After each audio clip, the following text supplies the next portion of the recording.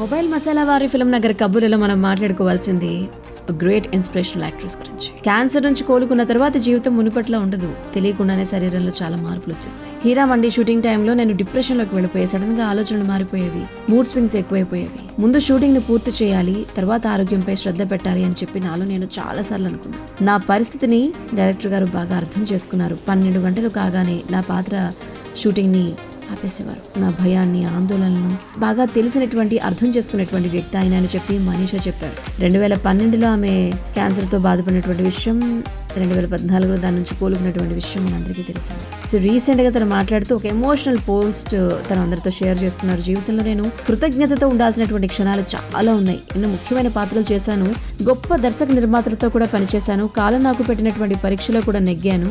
భగవంతుడి దయతో జీవించడానికి నాకు 2వ అవకాశం వచ్చింది. క్యాన్సర్తో పోరాడిన తర్వాత ఎన్నో ఒడిదుడుకులు చూశాను. కాలం చాలా పెద్ద గురువు. నేను ఇప్పుడు దాని విలువను తెలుసుకున్నాను అని చెప్పి మనీషా గారు చెప్పడం జరిగింది.